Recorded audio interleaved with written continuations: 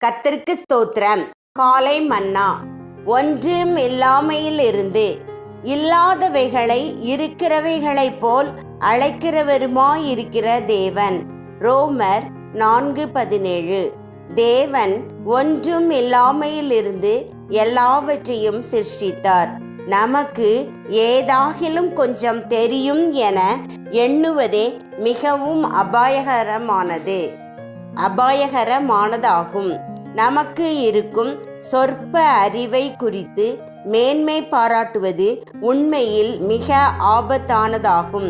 தேவன் ஒன்றும் இல்லாமையிலிருந்து உருவாக்குகிறார். எனவே ஒரு மனிதன் தான் ஒன்றும் இல்லை என்ற நிலைக்கு வரும் வரையிலும் அவனிலிருந்து தேவனால் ஒன்றுமே உருவாக்க முடியாது என மார்ட்டின் லூத்தர் கூறியிருக்கிறார்.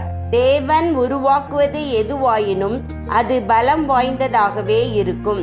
ஒன்றுமே இல்லாத நிலவரத்தில், அதாவது நமது புத்தி கூர்மையோ பிரசங்கிக்கும் அல்லது பாடும் தாளந்தோ அல்லது யாதொரு மனித திறமையோ ஒன்றுமே இல்லை.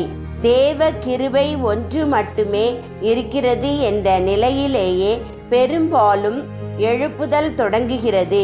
தேவ பிள்ளையாகிய நாம் நம்மை வெறுமையாக்கி ஒன்றுமில்லாத ஒரு நிலைக்கு வரக்கூடாதவர்களாயிருக்கும்போது பெரும்பாலும் எழுப்புதல் தடைப்படுகிறது என்பது உண்மையே.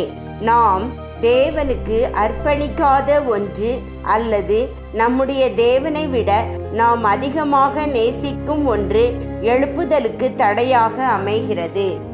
எலியாவின் வேலைக்காரன் சமுத்திரமுகமாய் பார்த்து ஒன்றும் இல்லை என்று சொன்னது ஒரு அம்சத்தில் சரியானதே. மனுஷீக கண்களுக்கு ஒரு பெருமழைக்கு, அதாவது ஒரு எழுப்புதலுக்கு சாதகமான ஒன்றும் புலப்படவில்லை. எல்லாம் அந்தகாரமாகவும் வறட்சியாகவும் அதைரியப்படுவதாகவும் இருந்தது. ஆனால் இதோ பெருமழை உண்டாயிற்று. 1 ராஜாக்கள் 18:43-45 வரை.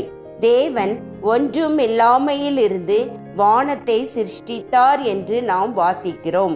நம்முடைய ஒன்றுமில்லாமையை நாம் உணரும் போது நாம் எவ்வளவு தகுதியற்றவர்களும் வெறுமையானவர்களுமாயிருக்கிறோம் என்பதை நாம் உணரும் போது அப்போது மாத்திரமே தேவனால் நம் ஆவிக்குரிய ஜீவியத்தில் பரலோகத்தை சிருஷ்டிக்க இயலும்.